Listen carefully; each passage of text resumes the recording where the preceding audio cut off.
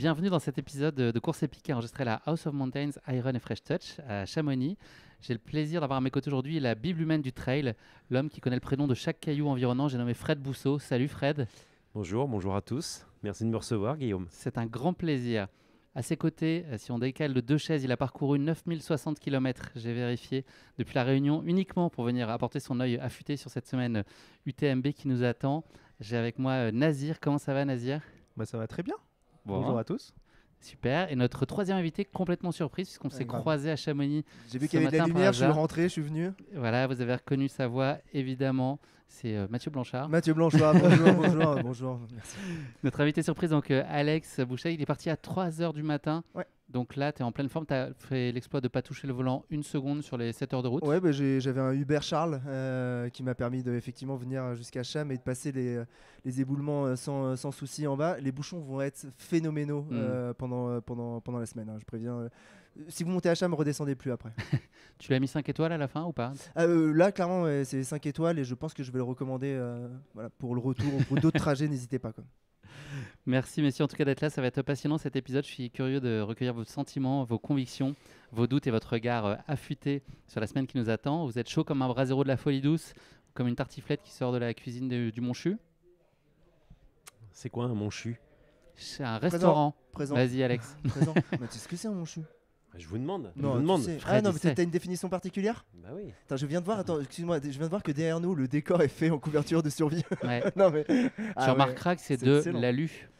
C'est du décor en Guillaume. Exactement. Super. Alors attends, Fred le Monchu. Le Monchu. Vous savez pas ce que c'est un Monchu ? Moi, je En suis fait, le plus monchu ici des montagnards. à Chamonix, en fait, les touristes sont surnommés les Monchus.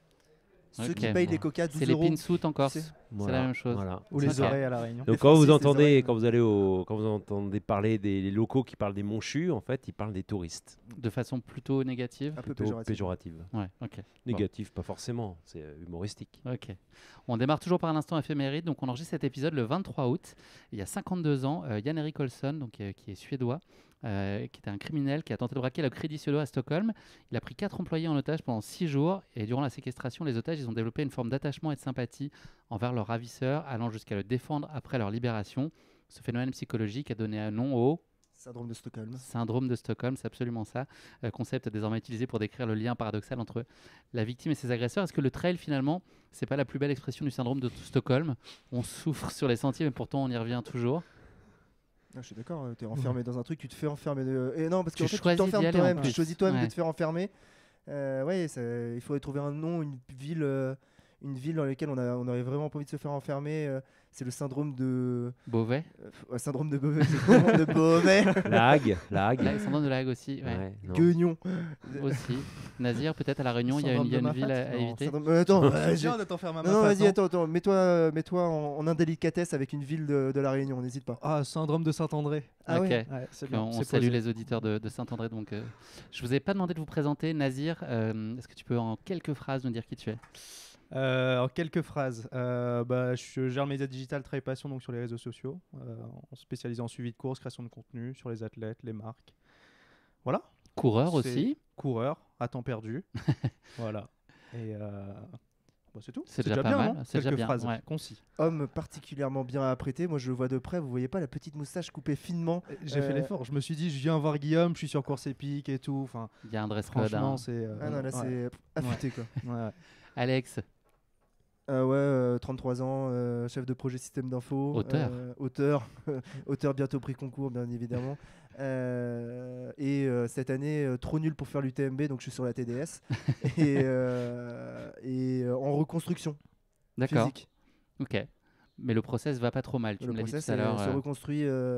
se reconstruit brique après brique. On n'a pas encore mis le haut du mur, mais allez, Ça avance. on maçonne.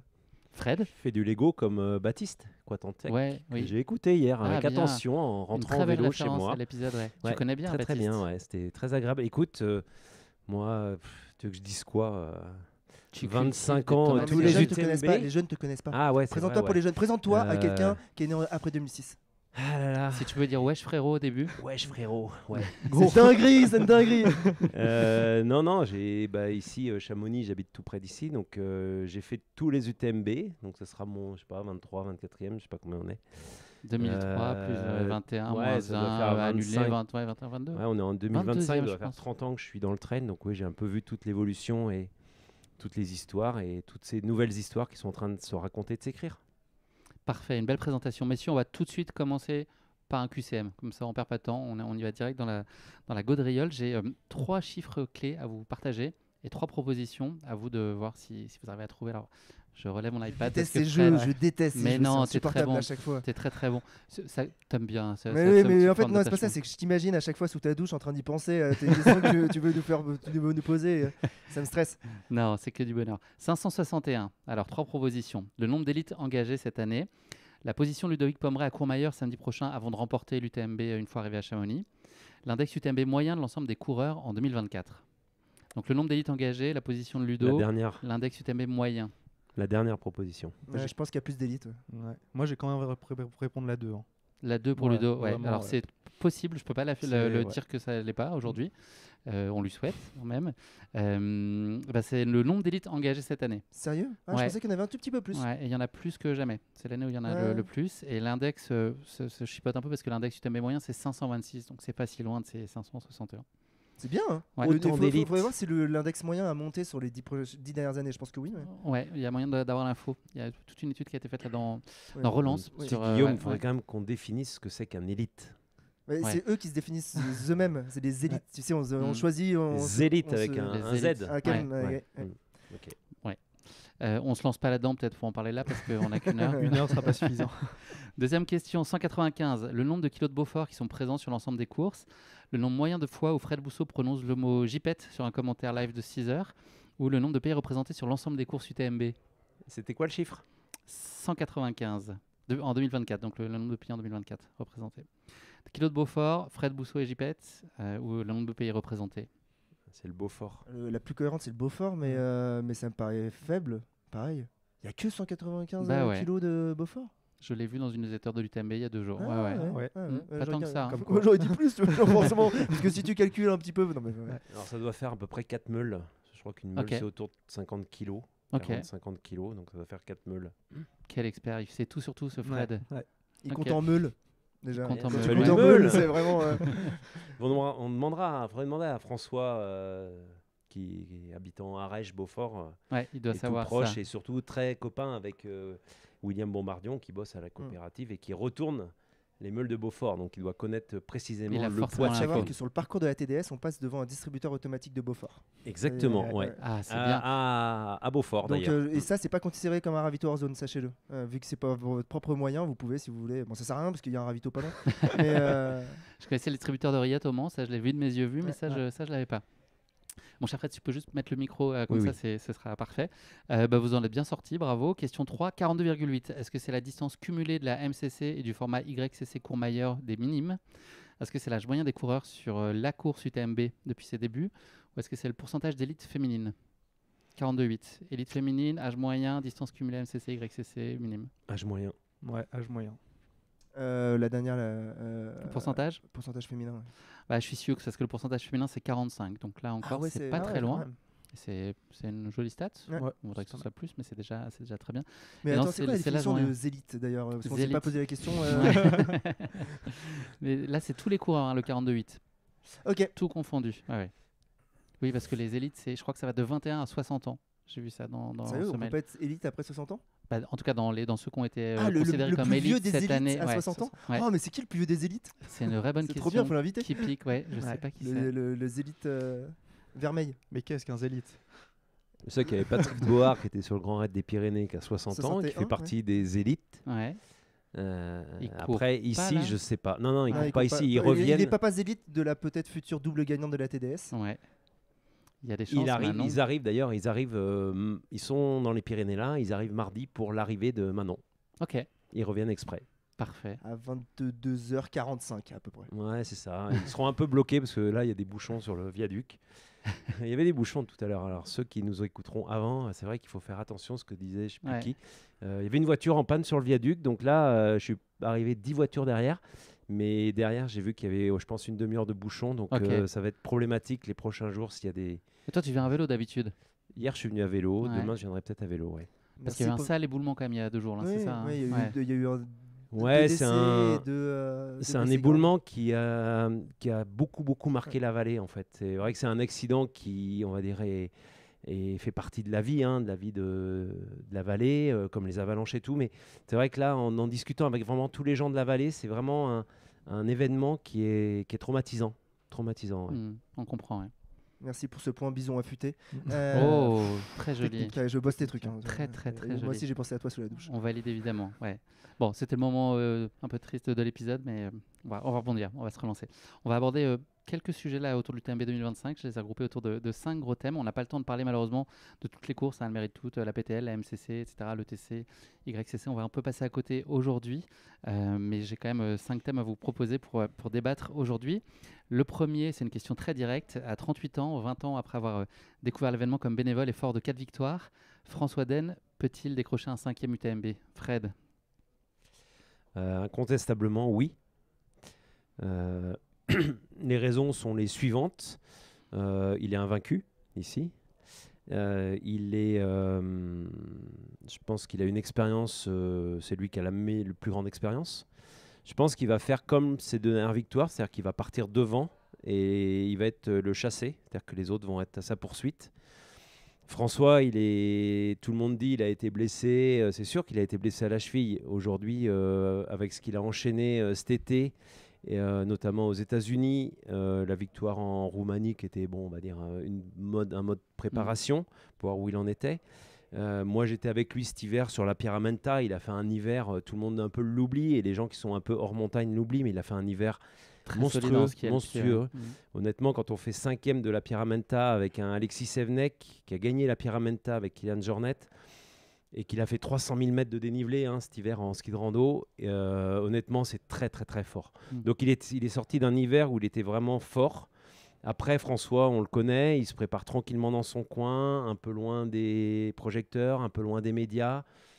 Il est parti en famille en Corse. S'il est allé en Corse, c'est pas pour rien, puisqu'on sait que l'an prochain, il tente le record du GR20.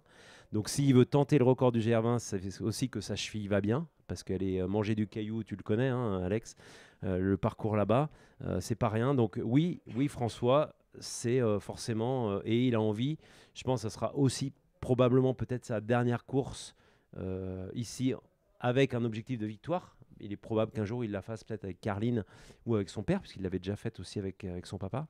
Ou ses enfants dans quelques années. Ou ses enfants, pourquoi pas. Mm. Donc, et il serait le recordman de victoire ici avec 5 chez les hommes, puisque c'est Lizzie Hawker qui a le record chez les dames. Donc oui, François est là pour gagner l'UTMB. Nazir, tu abondes? Ouais, moi je suis totalement d'accord. En vrai, un peu comme François, loin des projecteurs, une année où il s'est fait un peu oublier. Bon, comme disait Fred, la victoire en Roumanie, elle est discrète et à l'image de François. Donc oui, et quand François vient sur une ligne de départ, c'est pas pour faire de la figuration. Donc oui, clairement, ça reste le grand favori. Et je pense qu'à contrario des autres années, il n'a pas le même statut, il est moins attendu et beaucoup comptent pas sur lui. Donc je pense que ça peut être aussi un avantage dans ce cas-là. Alex? Tu le vois où? je juge de François à sa communication sur les réseaux. Et là, il a une communication en ce moment qui est taquine et il laisse passer des trucs parce que vous dites qu'il est fait discret, mais il le fait très intelligemment. C'est sorti Strava quand tu décroches des coms dans le Beaufortin, comme il est en train de le faire, des médailles sur ses temps de passage où il est déjà passé 100 fois. Quand les stories qui sont postées rappellent les victoires, annoncent qu'il est quand même je suis en forme, etc. C'est une façon de dire aux autres je suis en forme. Et je pense que c'est un acte psychologique volontaire de sa part et ça annonce tout ce que j'aime, c'est-à-dire un François au taquet sur l'UTMB et ouais, en fait, genre, j'ai envie moi d'être de regarder après Courmayeur vers Bonatti où ils en sont. Est-ce qu'il aura ces 5-10 minutes d'avance sur les gens qui vont pas bâcher? Après, moi je pense aussi il y a un élément qui est en prévision ici, c'est qu'ils annoncent pas forcément très très beau le week-end prochain. Et honnêtement, les conditions mauvaises vont avantager les gens qui habitent en montagne. Donc, alors Germain Grangier peut-être un peu moins parce qu'il sort de la hard rock, mais honnêtement, François a des températures à 3 degrés au col de Seigne ou au Grand Col Ferret, un peu de neige, de la pluie, des conditions mauvaises. Honnêtement, pour lui, aucun problème. Ça va peut-être en perturber d'autres qui ont fait un entraînement cet été. Je pense à d'autres grands favoris qu'on pourrait citer, mais qui ont fait un entraînement vraiment ici, dans la vallée, dans des conditions plutôt chaudes, et qui risquent d'être surpris par les conditions un peu compliquées du week-end. Donc, ça serait pas mal. Comment lire là justement sa tonalité? On ressent un état d'esprit assez libéré, sans trop de pression.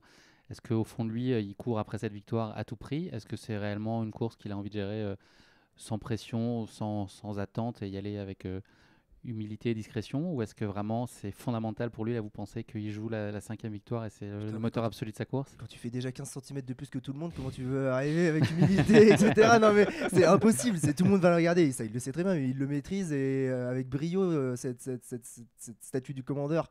Et j'ai pas l'impression que ça l'a affecté les dernières fois. Et justement, il tourne ça à son avantage pour mettre de la pression psychologique, j'ai l'impression, sur les autres.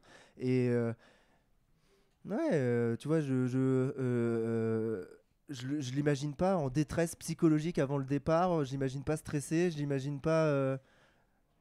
Il est venu 4 fois, il a gagné 4 fois. Au pire, ça marche pas, c'est pas grave, quoi, tu vois. C'est pas dramatique, sa vie ne va pas fondamentalement basculer parce que ça marche pas cette année. Donc toi, Fred, tu le vois imprimer le pace dès le début? Ouais, c'est sa marque de fabrique aujourd'hui. C'est-à-dire que François, et c'est aussi une manière d'aborder les courses qu'il a depuis 4-5 ans, c'est qu'aujourd'hui, François part devant. D'ailleurs, il va partir devant et il va mener la course. Après, s'il y en a qui le doublent et tout, mais en tout cas, il va avoir le pacing. Il y aura un pacing d'AN, c'est sûr, oui. Le fait qu'on puisse imaginer que ce soit sa dernière pour lui à jouer vraiment la victoire, j'imagine que ça doit aussi contribuer à sa motivation, Nazir? Ce qu'on appelle le syndrome Michel Sardou. Ouais, non, je suis d'accord. Et pour rebondir sur ce que Alex disait sur les coms qu'il prenait dans le Beaufortin, c'est un des seuls à avoir mis toute sa prépa sur Strava. Donc c'est un petit signe aussi, je pense qu'il est plutôt en forme. Je suis là, bonhomme. Ça devrait être le nom de toutes les sorties. Je suis la bonhomme 1, je suis la bonhomme 2, je suis la bonhomme 3. Les facteurs, selon vous, là, qui peuvent l'aider à triompher, tu as parlé de la météo. Qu'est-ce qui pourrait jouer aussi en sa faveur?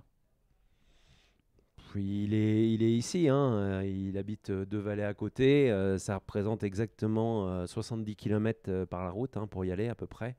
Donc non, il joue, il voit quasi le Mont Blanc à chaque sortie qu'il fait de chez lui quand il est vers le Grand Mont, vers le Mirantin et tous les sommets du Beaufortin. Non, il est à domicile. Je pense qu'il a pas grand-chose à perdre et pas plus à gagner. Donc je pense qu'il aura sans doute moins de pression que d'autres athlètes qui ont abandonné ces dernières années et qu'on met en grand favori, qu'ils le sont. D'ailleurs, on va parler Ben Diman, Tom Evans, forcément. Mais les Américains, Rod Favart, Jeff Mongavero, mais ils sortent de la Western. Donc aujourd'hui, est-ce qu'on est capable d'enchaîner une Western et un UTMB à ce rythme-là aujourd'hui? Je pense que François est assez intelligent aujourd'hui pour planifier ses saisons et savoir où il met les pieds. Donc s'il vient là, c'est pas pour faire semblant. Ouais. Des cèpes. Il ramassera pas les myrtilles. Même si l'autre jour il a mis une story, je sais pas si vous avez vu, où il est allé aux myrtilles. Je pense qu'il a fait le plein avant de venir à l'UTMB, mais ouais, il va pas ramasser les myrtilles ni les champignons. Ouais. Bon, on clôt le sujet. Je pense qu'il y a eu vraiment une unanimité sur François. C'est l'expert des UTMB modifiés. Et là, il y a quand même, vu la météo annoncée, je ne sais pas si tout va passer. Et ça, là où les autres ont tout calculé au centimètre près pour que ça passe sur un parcours complet qui ne bouge pas, s'il y a ce facteur terrain qui change en dernière minute qui est annoncé la veille au soir, je ne pense pas que ça altère quoi que ce soit sur la maîtrise de François du terrain et du parcours et de sa gestion de tout ça, quoi. Une autre grande figure de cette UTMB, c'est Courtenay. Donc, elle a abandonné à Cocodona il y a quelques mois. Le Lavaredo, un chrono un tout petit peu décevant, mais elle a emporté. Une Roussecroft qui est plus féroce que jamais. Est-ce qu'elle est encore invincible, Nazir? Ça reste Courtenay. Après, pour le spectacle, j'aimerais bien que Roussecroft soit un peu plus au combat. Je pense qu'elle a l'expérience de l'année dernière où justement faire deuxième. On se rappelle comment elle est revenue sur Marianne. Enfin, je pense qu'elle a plus d'expérience et elle peut avoir plus d'ambition aussi sur cette UTMB-là. Après, Courtenay, au final, a été un peu plus discrète. Bon, il y a eu le Lavaredo. Donc, si elle vient à l'UTMB, c'est aussi comme François pour jouer la gagne. Ça va être hyper intéressant, je pense, à suivre ce duel entre les deux filles. Alex, tu sens que ça se fissure, là, l'hégémonie de Courtenay, où elle va écraser Je sais la pas, tu disais concurrence? qu'elle était invincible, elle a jamais été invincible, hein, tu sais. Tout le Non. monde a 2 bras, 2 jambes et peut essayer de la battre. J'ai vu, moi, Rousse l'année dernière, elle m'a doublé. Quand elle a lancé sa remontée phénoménale, il faudra qu'elle soit moins loin si elle laisse partir Courtenay devant, parce que Courtenay, avec 1 heure d'avance, même si tu accélères, Courtenay elle aura les informations, il n'y a pas encore les oreillettes, mais l'info va passer. Et je ne vois pas comment c'est possible que Courtenay ne gagne pas. D'accord, tu vois pas Rousse, Oui, c'est impossible. carrément impossible. Ok, Fred? Moi, je la vois pas gagner parce que je pense qu'elle est dans une phase un peu d'usure mentale et physique. On l'a vu, tu l'as dit, un abandon étonnant, non forcément vraiment expliqué depuis. On n'a pas vraiment eu d'explication. Il y a Je sais pas si eu vous en avez l'estomac vu. un peu qui a été mentionné, mais ça n'a pas été tout de Ouais, suite c'est ce qui a pas, été c'est mis pas en très er- convaincant en exergue. tout cas. Ouais. Un Lavaredo un peu en session de rattrapage peu convaincant aussi, on va dire. Elle était moins rapide que Camille c'est- Bruyal 3-4 ans limite, plus quoi. tôt. Ouais. Donc moi non, je la vois pas gagner. Le seul facteur qui pourrait la faire gagner, c'est la météo encore. C'est que je pense qu'elle sera beaucoup plus à l'aise que ses adversaires dans des conditions mauvaises, parce qu'elle a l'habitude de l'hiver. Hein. Elle vit en montagne aussi aux États-Unis, donc elle sait ce que c'est l'hiver. Et par contre, Ruth Croft, elle ne connaît pas l'hiver, puisqu'en fait, elle vit 2 étés. Elle vit 6 mois l'hiver en Nouvelle-Zélande, quand c'est nous l'hiver ici, et après elle arrive ici au mois d'avril-mai pour repartir au mois d'octobre. Donc elle vit 2 étés, elle est très peu habituée aux conditions difficiles et hivernales. Donc l'arbitre encore sera peut-être la météo, c'est vrai que c'est souvent le cas. Et puis après, derrière, il y a Abby Hall qui, on verra comment elle a récupéré de la western. Mais c'est vrai que je pense que on s'oriente vers un duel néo-zélandais, néo-américain en tout cas. Ce ne sera pas une Française qui gagnera l'UTMB cette année. Putain, j'aimerais trop que ça se réalise, tu sais. On hop, gardera ouais, juste c'est 4 ça. secondes, la bam, les surprises. Et ça fera Il le y tour a Vincent d'Internet. Bouillard de 2025 qui débarque et qui Et compte étonne sur tout moi le pour monde. faire de la pub sur Instagram, de mettre du budget pour que Ouais. tout le monde voit ce La pronostic. Bible de contredit. Fred. Ce pronostic pourri. Qu'est-ce qui vous fait vibrer le plus, vous, l'approche et la fantaisie de Courtenay, ou l'approche un peu plus analytique? Là, tout le monde parle de Bruce Croft, qui travaille étroitement. Attends, comment s'appelle-t-il? Enduro Data. Enduro Data, sur une approche très analytique On dirait une de sa perf. application d'intelligence artificielle. Ouais. Il a un prénom, ce garçon. Ouais, Joseph. Joseph. Ouais, Joseph. Mestrale. Exactement. Donc c'est 2 styles différents. C'est assez intéressant quand même ce qu'a fait, ce que tu racontais, Rousse, l'année dernière. Ça s'est déclenché un peu tard, mais je pense qu'elle est à peu près dans les clous sur ce qui était prévu. Ça vous fait plus vibrer cette approche-là, ou plutôt la fantaisie d'une Courtenay? La Il y a data. un silence là. Hein. Non, mais Ouais, moi, il n'y a pas de c'est- problème, c'est juste je laisse parler. Mais attends, les mathématiques vs le panache, tu te doutes de quel côté? Moi, ça va. Ça y est, et puis j'ai tellement couru. Rouge, je l'ai pas mal croisé, que ce soit pendant des recos ou en course, mais j'ai jamais eu l'occasion de parler avec. J'ai un affect particulier parce que Courtenay, j'ai passé des heures et des heures avec elle, soit ici à l'UTMB, soit au Japon, soit à d'autres endroits. Et clairement. C'est une femme qui est totalement atypique, c'est une femme qui est capable de manier ses pieds et son sourire et son... Elle gère aussi bien sa course que les médias, que la communication qu'elle fait passer. Et elle nous entourloupe tous. Là, elle nous fait croire, juste en ayant une toute petite défaillance en Italie et un abandon, que je rappelle qu'il y a quelques années, on était en train de se demander est-ce qu'elle est capable de faire top 3 à l'UTMB au Scratch. Et là, non, elle va peut-être terminer avec une heure de retard sur Roof. Jamais, ça n'arrivera pas. Elle va tous fracasser et on va rentrer dans le rang de Courtenay. Et Kim Jong-Courtenay va faire rentrer Fred Bousseau dans le rang de... Dans le droit chemin. Dans le droit chemin, et il va arrêter de penser qu'un abandon permet le rebond. Et là, elle va rebondir comme Jaja, tu vas voir. Bon, moi j'achète. Hein. Mais peut-être qu'il préfère les mathématiques. Ah non, moi je suis. Alors c'est vrai qu'on a beaucoup parlé l'an dernier de cette analyse data avec en fait un déclenchement de course à partir de Champé où elle a fait une remontée incroyable. Avant. Champé, c'était vraiment je peux dire quand elle m'a doublé ouais, après la folie, elle avait vraiment déclenché accéléré après à la sortie du. Ouais. Là, cette année, on a Tom Evans qui depuis quasiment un an travaille avec cette société d'analyse pour justement optimiser et aller chercher aussi une victoire. Est-ce que ça sera aussi une victoire de la data face au panache ou est-ce qu'on va rester?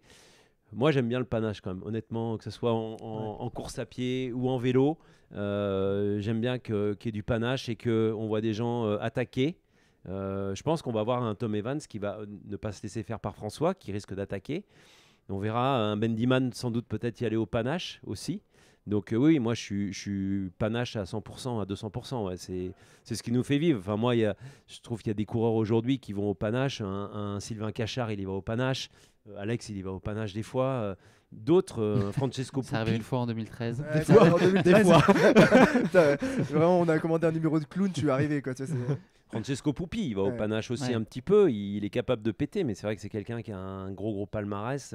Souvent Quand on parle de place panache, c'est d'honneur. pas la boisson, le panaché. Je ne sais pas si vous vous souvenez de Non, cette non, marque. c'est Il ni le tourne pas au panaché panache. ni la tourtelle. Ouais. C'est le panache. Ouais, Francesco Pupi aussi, ça va faire mal. Mm. Tu valides, j'imagine, Ouais, Nazière, je de la suis- fougue, du je panache, de l'audace, Ouais, c'est ça qu'on veut. totalement. Et Courtenay qui passerait en tête à Valorcine, Ça pourrait être le feu. C'est plutôt pas mal. Bah, bien avant. Mais bien avant. Qu'est-ce que tu racontes? À Valorcine, au pire, elle a 20 minutes.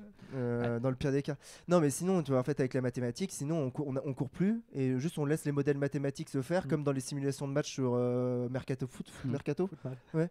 Non, sur comment ça s'appelle, Football Manager. Ouais. Donc même système, on fait UTMB Manager et on laisse les modèles mathématiques se battre entre eux et on regarde qui gagne à la fin. Mais je suis pas sûr que c'est ce qui m'intéresse. Moi, je veux voir du vomi, je veux voir des œufs qui se cassent, je veux voir, voilà, je veux que ça se passe mal et que ça se passe bien et voir des choses qu'on. Quel modèle mathématique aurait prévu Vincent l'année dernière? Et c'est ça que je veux voir. Ouais.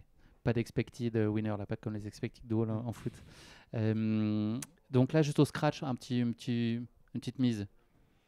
Courtenay au scratch. Une position, un chiffre chacun. Et moi, je crois que je l'ai même mise 3. Ok. Attends. Troisième au féminin scratch. ou masculin ou global? Overall. Overall. Overall. Ah ouais. Je me suis dit, ça voudrait dire Ah, OT2. je sais pas ce qu'il y aura. Non, je me lance pas là-dedans. Je pense que c'est Un peu de très un peu de Météo est panache, tellement Fred. certaine, on connaît tellement pas le parcours de cette année. Et, ils vont se prendre.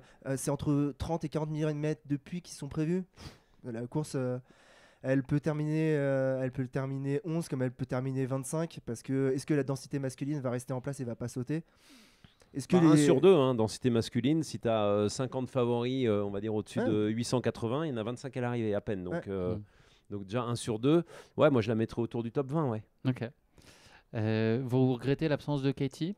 Est-ce qu'on l'aura, ce Katie Courtenay ici ou... Bah, bien sûr, c'est comme si on avait un Tour de France avec Pogacar tout seul et sans Vingegaard et sans les autres, ou si on avait un Tour des Flandres sans Van Aert et Van Der Poel. Évidemment, tout le monde l'attend ce duel, comme on pourrait espérer le duel de 2017 avec Kylian, avec tout le monde. Malheureusement, c'est vrai que cette année, on peut aussi le dire, le plateau il est un petit peu moins relevé chez les dames. J'ai pas envie de les voir se battre. Ok. Je pense que je les aime trop toutes les deux. J'aime trop Cathy, Faut j'aime pas trop choisir. Courtenay. Et je préfère qu'elle. Il y a assez de courses sur lesquelles briller à deux. Elles peuvent régner sur le monde à deux, ça me va très bien. Qu'il y ait les deux queens. C'est déjà assez magnifique pour mes yeux parce que c'est malheureux quand ça bascule d'un côté ou de l'autre. Pour l'instant, tous les affrontements, ils ont été du côté de Courtenay parce que ça a été un moment de sa carrière et de la carrière de Cathy où elle était physiquement au-dessus et en gestion au-dessus. Est-ce que ça serait le cas aujourd'hui? On est moins sûr. Ça serait intéressant de poser la question, mais là non, parce que ça me fera trop mal au cœur de savoir qu'une des deux s'est fait battre, et peu importe laquelle c'est. On va changer de sujet. On va dézoomer sur l'UTMB de façon un peu plus globale. Ouais, non, Nazir, non. Tu vas prendre la main pour le coup. C'est un UTMB qui est aujourd'hui, je pense qu'on peut le dire, plus ouvert et homogène que les années précédentes. Il n'y a pas Jim, il n'y a pas Vincent qui vient de défendre son titre, ni Mathieu, pas de Kylian évidemment, pas de Katie, on l'a dit. Est-ce que ça relativise l'intérêt de la course ou au contraire c'est la promesse d'un récit plus incertain et plus chouette à vivre? Pour moi, ça change pas forcément beaucoup de choses. Ça laisse de la place à plus de spectacles. Et au final, quand on voit les coureurs qui sont au départ, ça reste quand même le gratin mondial. Oui, certes, il manque quelques coureurs, mais Mais pour moi, ça baisse pas loin de là l'intérêt de la course. Et bon, on a quand même François qui est au départ. Ça ajoute beaucoup quand même. Donc, c'est des années comme ça qui sont intéressantes au final. Ça annonce un fight encore plus intense, vous pensez? Tu vois, ils sont quoi, 2008 au départ? 2800 quoi? 2800 au départ, 2600 au départ, je me rappelle jamais maintenant Je sais pas. combien c'est. 2005, je crois. 2005 pour moi, l'UTMB, chaque année, il y a 2005 x 2, il y a 5000 jambes. Même le dernier, il peut gagner logiquement s'il court plus vite que François. C'est François qui va gagner, bien évidemment. La propagande commence. Ouais, grave. Abattre l'ennemi. Je sais pas, cette année, j'ai envie d'aller voir les avant-postes. Ça va être cool de suivre ça, mais j'ai envie d'aller voir est-ce que Aubin, Ferrari, va confirmer, est-ce que Hugo va réussir à aller au bout d'un UTMB, est-ce que Ça, c'est cadeau. j'ai rigolé. Fallait pas que je reste. Est-ce que Hugo va rester enfin aller au bout d'un UTMB? Ce serait bien.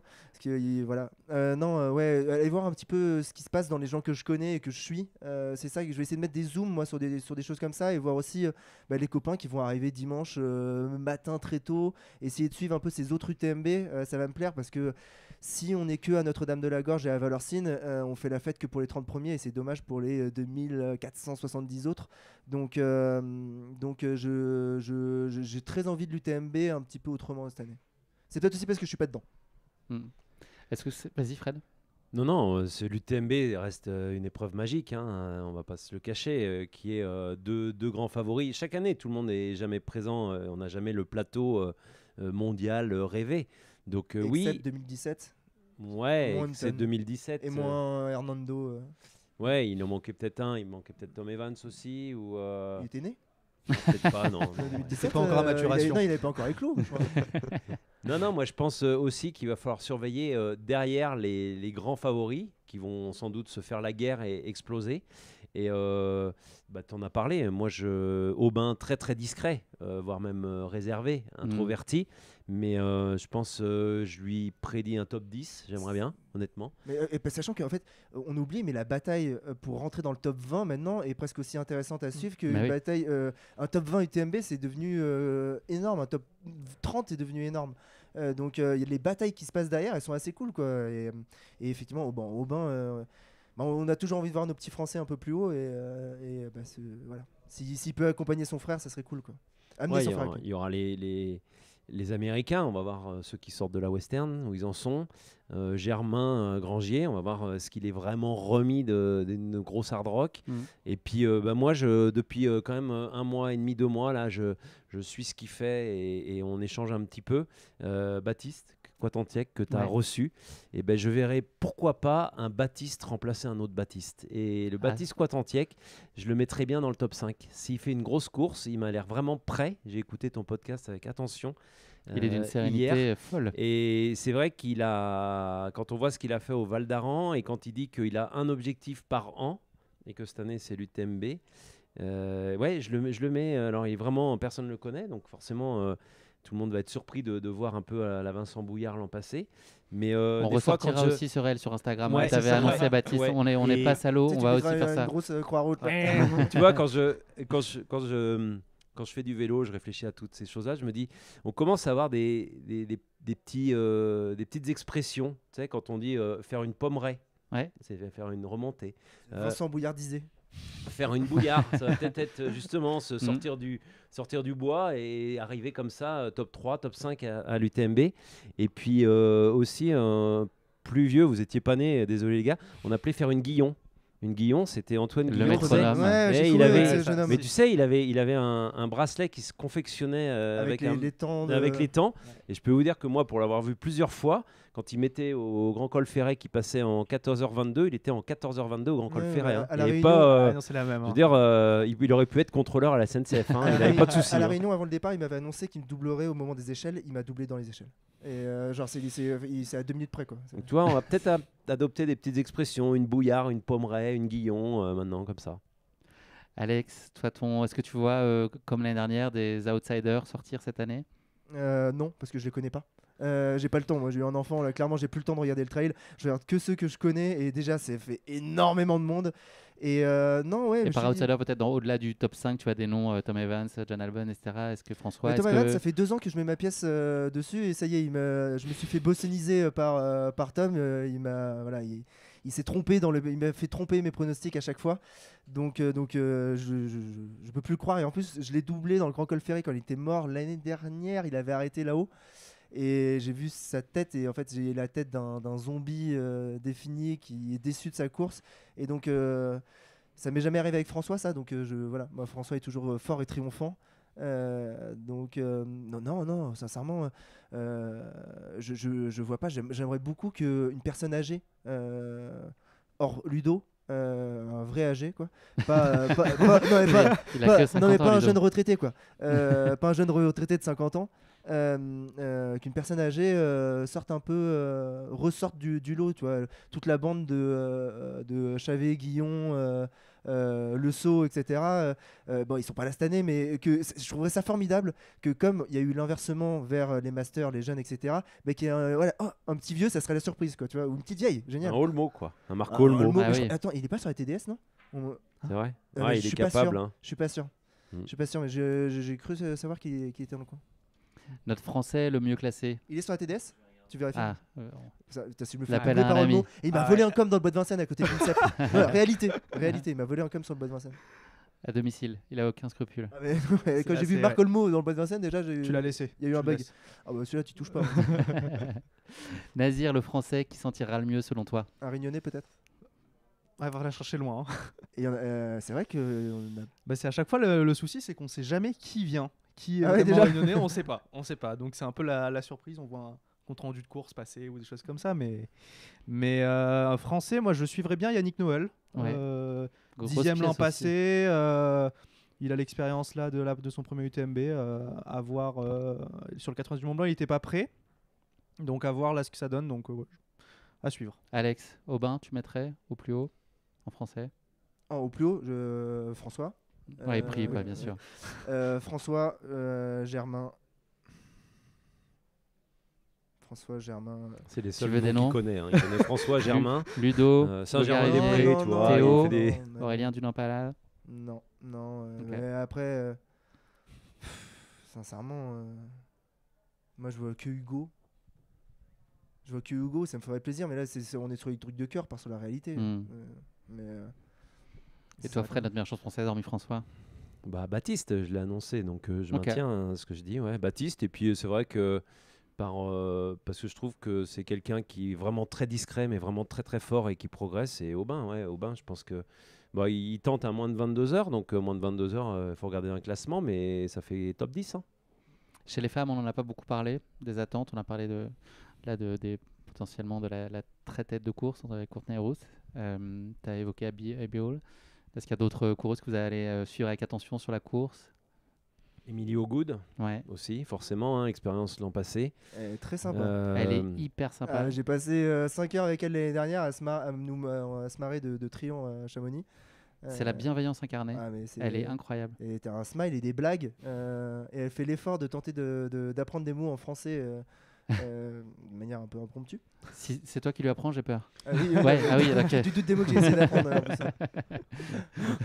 Elle connaît que Monchu et Et votre sentiment sur Camille, peut-être, Brouillard, son état de forme? Est-ce qu'on peut attendre une bonne surprise de Camille?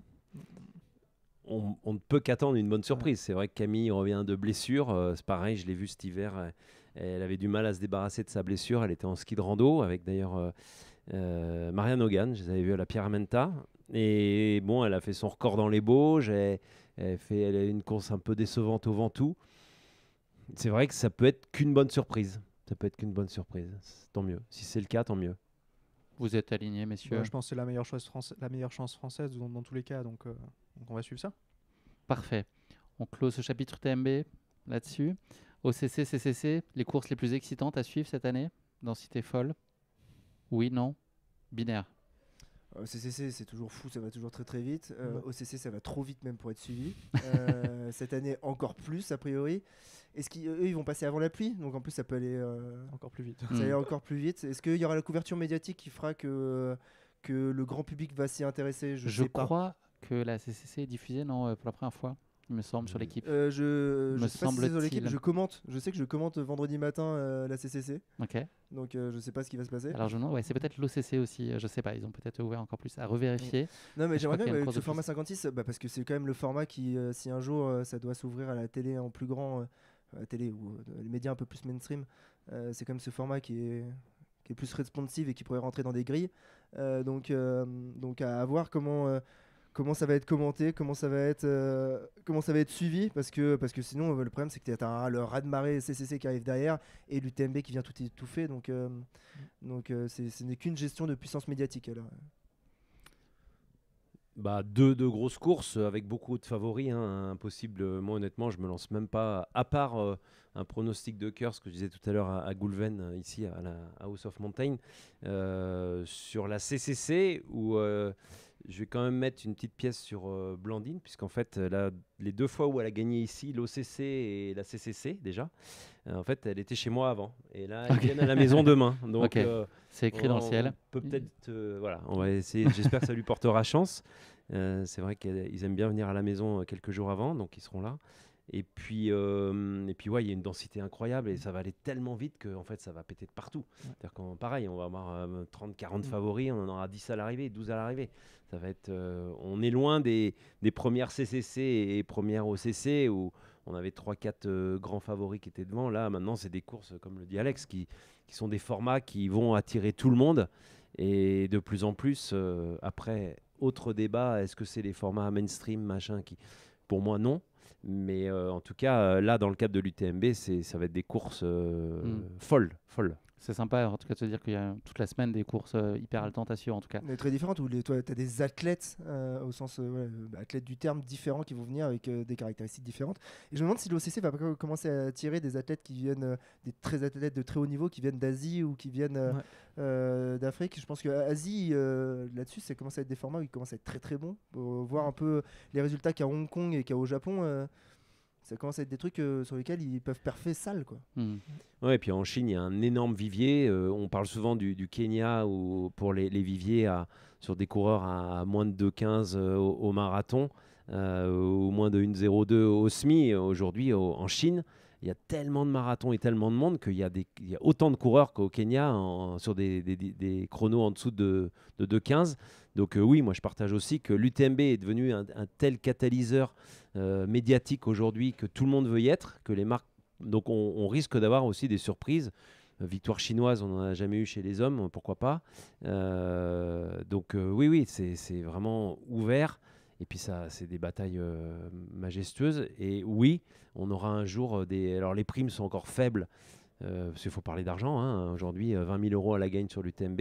Les primes sont encore faibles sur la CCC et l'OCC, mais je pense que si demain on met 20 000 à la gagne sur l'OCC, je pense qu'un coureur africain... Non, moi je jouerai pas devant, même si Alex veut qu'un ancien gagne, ce ne sera pas moi. Non, t'es trop jeune encore. Mais oui, il faut être clair que si demain on met 20 000 à la gagne à l'OCC, on aura sans doute des coureurs africains. Et moi, j'aimerais bien qu'on ait des coureurs africains qui viennent batailler devant, comme on les voit aujourd'hui sur Cerzinal ou sur les manches des Golden ou de la Coupe du Monde de course en montagne. Est-ce qu'on écrit déjà au marqueur non effaçable le nom de Jim Wamsley sur l'OCC? J'ai envie de dire que bien sûr que non. Non, ouais. Je Non suis d'accord, ouais. Ok. Ça, ouais. Moi, j'ai hâte de voir un David Manini pour voir déjà s'il confirme après le marathon du Mont Blanc, mais oui, à voir sur un format plus court. Au final, ça fait longtemps qu'on l'a pas vu sur ce type de parcours, donc non, moi je mets pas. J'inscris pas déjà son nom. Quand tu regardes les 5 premiers passés, tu te mets au bord de l'Arve et tu regardes les 5 premiers passés, ça joue tellement dans un moussoir de poche et ça va tellement vite que mettre le nom de quelqu'un de manière indélébile, faut y aller quoi. Faut faire une Bosson. Pour moi, Jim est grand favori. S'il a pris le parti d'aller sur l'OCC en préparation des championnats du monde de trail où il sera fin septembre. Ouais. C'est pas par hasard. Aujourd'hui, l'OCC, c'est vraiment pas du tout technique. Hein. Ça court tout le long. Donc, pour moi, c'est exactement un parcours pour Jim Wamsley. Ouais, c'est clair. Et Francesco Pupi sur la CCC, chez les hommes. Tony McCann chez les femmes. Tony, je pense qu'on aura un beau duel Tony-Blandine. Ça, c'est à peu près sûr. Francesco Pupi, Je sais pas. Il lui manque la grande victoire aujourd'hui à Francesco. Vice-champion du monde derrière Jim Wemsley de course en montagne en 2019. Mais aujourd'hui, il lui manque la grande victoire. Alors, est-ce que ça sera vendredi ? Peut-être. Moi, je pense que c'est trop long et trop rapide pour son gabarit de coureur en montagne. Il est encore pas assez expérimenté. Déjà, il a une nationalité qui me va pas du tout. Moi, non, mais tant qu'il n'aura pas rendu la Coupe du Monde 2006, je ne pourrais pas le mettre sur mes tableurs. Oui, non, par contre, Blandine, sur la CCC, moi je l'avais vu sur l'UTMB l'année dernière. On avait pareil passé 2 heures, 2 heures et demie ensemble vers le Grand Col Ferré. On avait monté le Grand Col Ferré. Et elle avait le temps de se marrer, de rigoler, etc. avant que ça se passe un peu plus mal physiquement pour elle. Donc j'espère qu'une distance un peu plus courte, ça va lui réussir à l'UTMB. Je pense que oui, quoi. Surtout vu la pêche et la forme là, qu'elle est en train de se balader. Plus, bien évidemment, le passage chez toi. Ce qui, d'ailleurs, est-ce que tu as un petit créneau pour que je passe avant la TDS? Passe demain soir, si tu veux. Il y a des tomates fraîches. Des tomates du jardin. Ouais, Tu peux passer. Faire pousser des tomates ici, toi? Mais oui. Le réchauffement climatique, c'est fou. Ça va être le nouveau je t'en spot. proposerai, j'en ai amené ici. C'est une boîte de surimi, mais dedans, c'est des tomates du jardin. Ils sont contrôlés par la FLD ou pas? Je voulais qu'on parle quand même des Français, parce qu'on a un plateau tricolore assez dingue. Je vais vous guider là-dessus. Sur la CCC, il y a Hugo Deck, Loïc Roland, Simon Pacard, Arnaud Bonin. La CCC, on a parlé de Blandine, mais il y a aussi Julie Roux, Audrey Tanguy aussi qui revient. Sur le CC, Loïc Robert, Anthony Felbert, Sébastien Poésy, Gauthier Bonnecarrère, Nico Martin, Candice Fertin, Marie Goncalves, Noémie Vachon, notamment chez les femmes. Il a parlé d'un personne âgée, il y a Nico Martin. Qui vous voyez là chez les Français aussi, hormis Blandine dont on en a parlé? Moi, je rajouterais aussi Virgile Morizet. Ouais, je ne l'ai pas dit. Qui fait deuxième sur le 90 du Mont Blanc. Donc, à suivre, pareil, s'il confirme aussi. Et ouais. Hugo Deck, vous le voyez comment? Grand, fin. Il a une coupe de cheveux un peu sympa. Hugo, il fait un début de saison plutôt correct. Il fait une très bonne maxi race qui l'emporte dans un chrono qui n'est pas non plus énorme par rapport à l'année précédente. Je sais pas. S'il confirme, tant mieux. Parce que c'est vrai que c'est souvent une bonne course, une course moins bien, une bonne course, une course moins bien. Il se prépare beaucoup, il se met beaucoup de pression aussi. Je pense qu'il a aussi une pression un peu de son partenaire, avec un gros équipementier, avec 3 bandes. Vous connaissez, non? Non, vous connaissez Adidas. C'est Adidas, moi je peux pas trop. Oui, je pense que. J'ai rien à foutre, je vais dire le nom. Je suis un malade, je vais dire Adidas. Adidas Terex. Allez, tous les coureurs, hommes et femmes que tu as cités, font partie des outsiders pour un top 10, voire mieux. Pour la victoire, je suis pas certain, mis à part peut-être Blandine chez les dames. Sinon, sur les deux autres, sur l'OCC et CCC, moi je vois pas de Français gagner chez les hommes ni chez les dames. Malheureusement, on est un petit peu dans un trou de génération aussi là. Il y a aussi les championnats du monde qui ont lieu quand même dans un mois. Tous les Français qui vont au championnat du monde, il y a quand même une grosse équipe. Ils sont interdits de participer ici.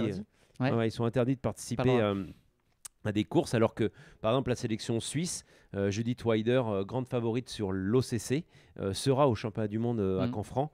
Donc oui, la France fait le choix d'interdire aux coureurs sélectionnés d'aller faire une course de l'UTMB. Jim sera aussi au championnat du monde, Alex, tu sais ça?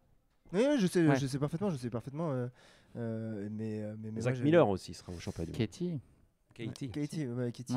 Adam Peterman. C'est beau, hein. Francesco Pupi, je pense qu'il y sera. C'est un garçon qui va beaucoup au championnat du monde. Ouais. Ok. On clôt ce sujet-là et on ouvre le dernier chapitre. Ça va à l'heure? Moi je te dis, je suis bon. C'est toi le patron. Ouais, c'est par rapport à vos engagements plutôt. On va parler de la TDS, une course qui va intéresser une des 3 personnes assises à côté de moi ici. Est-ce que c'est la course la plus sous-cotée de l'UTMB, la TDS? Oui. Nazir, toi je sais que tu l'aimes. À Guillaume Issé, ouais. Oui, moi clairement, en venant de la Réunion, moi c'est la course un peu qui se rapproche. Enfin, on tire des grandes parenthèses, mais du Grand Raid, de ce côté très sauvage. À aucun moment, gros. Non, mais aucun moment. Mais jamais. Mais à quel moment? T'as moins de contraintes déjà pour suivre la course. Enfin, t'es beaucoup plus libre, moins médiatisé. C'est sur ce côté plus libre qui moi me plaît beaucoup. C'est ce côté-là où finalement, on voit les coureurs et c'est enfin moi je trouve des coureurs à la TDS qui sont vachement marqués. Enfin ça, on arrive à Beaufort, il y a des visages. Là, il y a 2 ans, c'était des conditions apocalyptiques. Enfin, c'est tout ce côté-là où il y a un côté très mystique, je trouve aussi à la TDS qui me plaît énormément et qu'Alex va découvrir. Et qu'Alex a l'air de contester un tout petit peu, non? Non, c'est juste le rapprochement avec la Diag. Non, mais oui, c'était plus dans. Oui, c'est pas du tout le même terrain, mais c'était vraiment sur ce côté.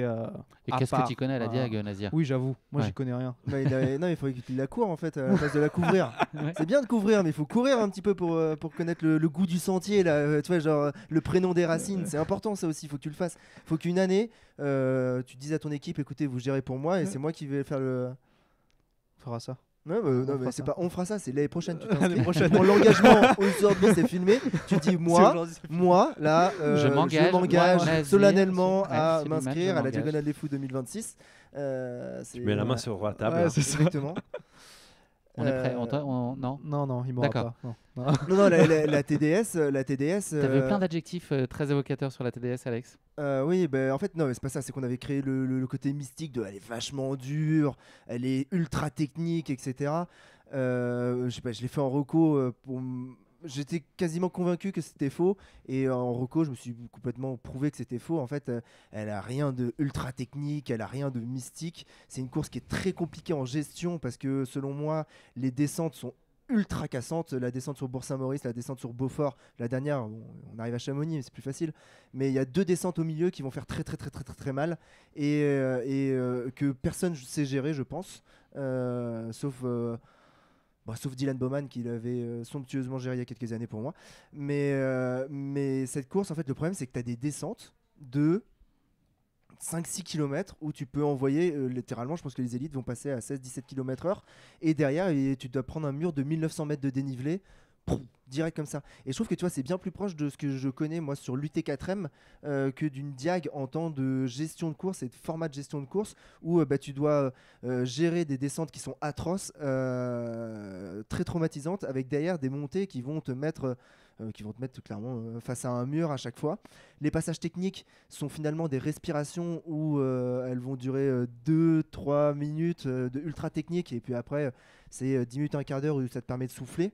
Il y a cette partie là et le dernier truc auquel je pensais sur cette TDS, c'est il y a ce côté de il y a finalement 3 bases vie vs l'UTMB et à chaque fois en fait c'est juste des points bas et il faut absolument fuir ces bases vie.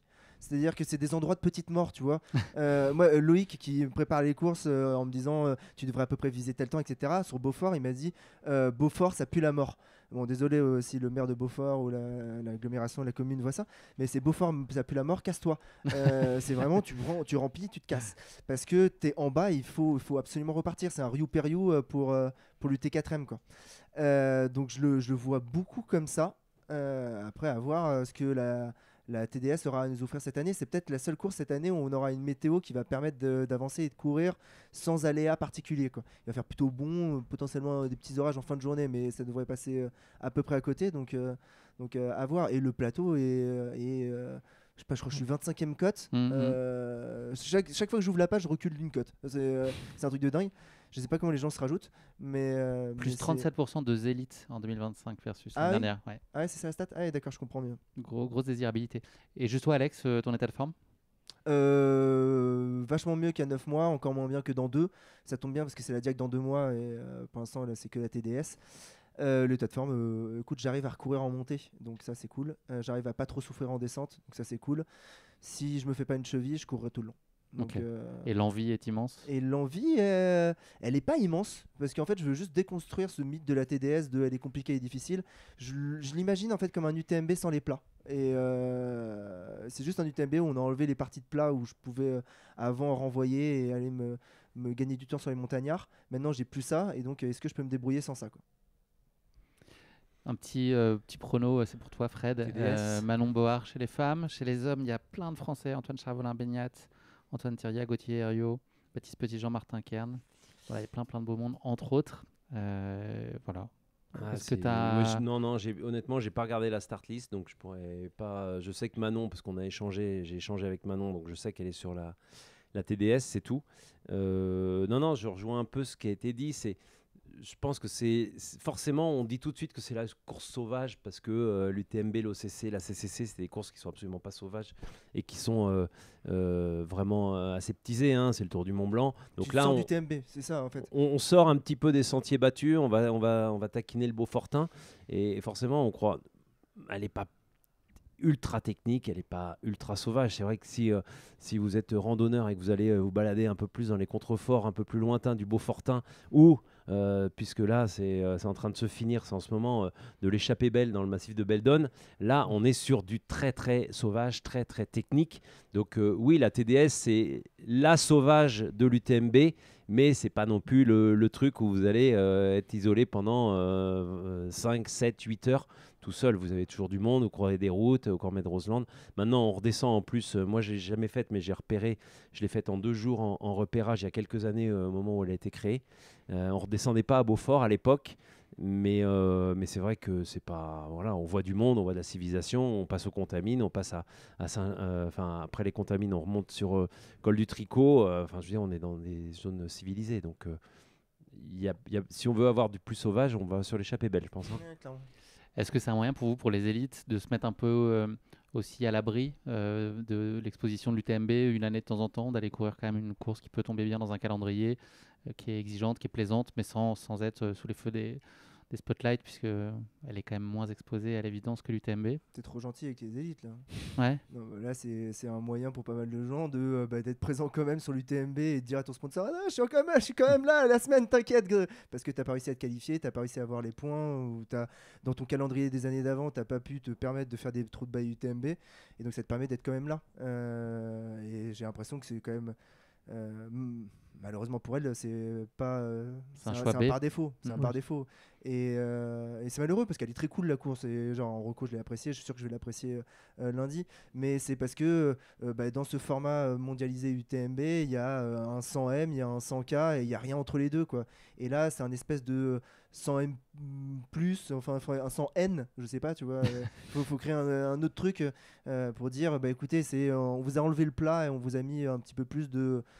Voilà, c'est la cousine qui a pas pris espagnol mais qui a pris allemand en LV2. C'est un peu ça, quoi, la TDS. Fred, t'es d'accord avec ça? C'est pas une façon de se tenir un peu à l'écart? Il ne faut pas oublier qu'il y a 3-4 ans, la TDS a failli disparaître. Hein. On a même entendu dire qu'elle allait. On conserverait ici que les courses final. On a même entendu parler, alors je vais pas dévoiler grand-chose parce que ça a été. Ici, localement, ça a été mis dans la presse locale. On a même entendu parler d'un événement spécifique qui reprendrait la TDS, qui pourrait même arriver à Saint-Gervais. Bon, ça a été abandonné, ce projet. Mais en tout cas, je pense que c'est la course qui avait complètement chuté en termes de valeur. On l'avait mise un peu au fond de la classe, hein, si on reprend les métaphores d'Alex tout à l'heure, mais on l'avait mise un peu au fond de la classe, et puis là, en la remettant en début de semaine, on la revalorise. C'est vrai que des coureurs plus montagnards qui savent qu'ils vont peut-être aller chercher un top 25-30 à l'UTMB, je pense à un Martin Kern qui sera très très à l'aise sur ce genre de course.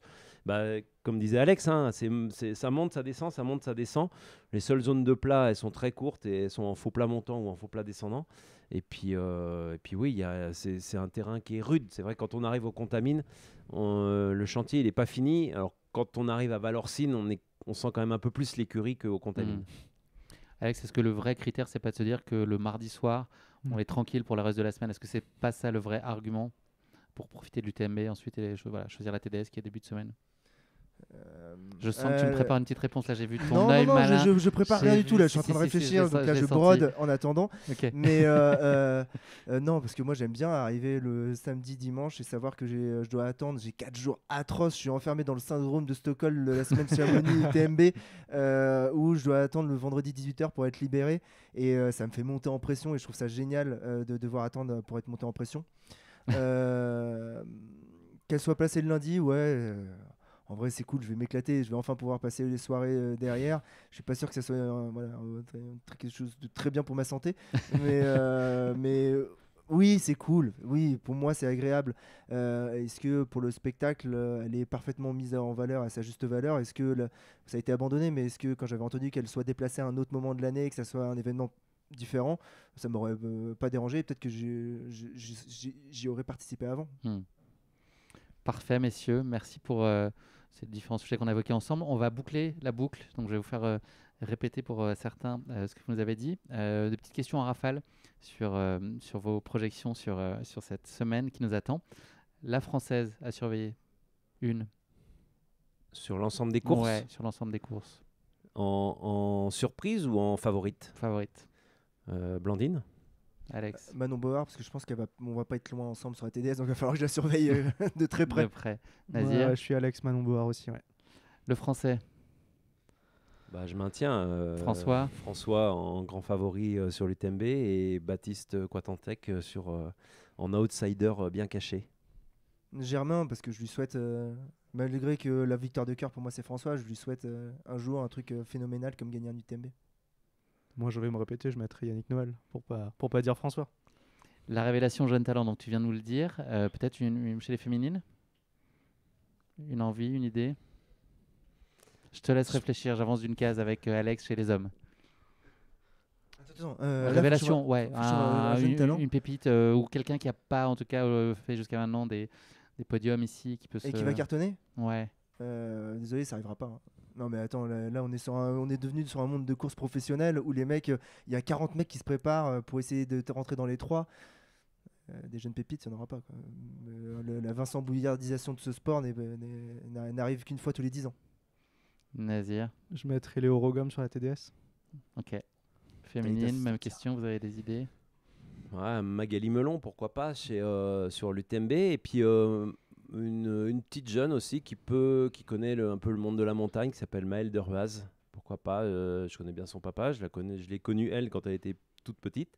Son papa fait de la TDS, donc c'est des gens qui sont habitués à la montagne.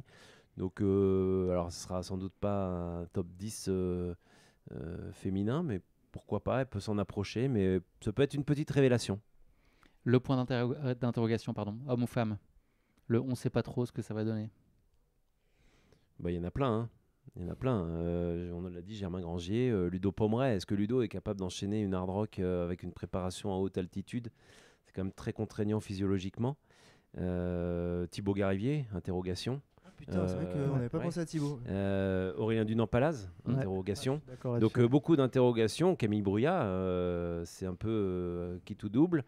Et puis Hugo Deck, interrogation. Antoine Charvolin, interrogation. Enfin, pour moi, c'est beaucoup d'interrogations et je leur souhaite qu'ils sortent leur épingle du jeu. Mais je pense qu'il y a tellement de pression sur cet événement que beaucoup se grillent avant le départ de la course. Hein. Tu serais d'accord avec ça? J'en ai déjà parlé. C'est moi le sas de départ de l'UTMB chaque année. En fait, avec Hugo, on regarde autour de nous et on sait déjà qu'il y en a qui ont déjà abandonné. En fait, ils sont là, mais ils sont pas là. L'événement, il est déjà loupé. Et, tu le vois avant qu'ils aient démarré. Vous avez encore, il y a quelques noms qui n'ont pas été dit par Fred sur les points d'interrogation ou pas là?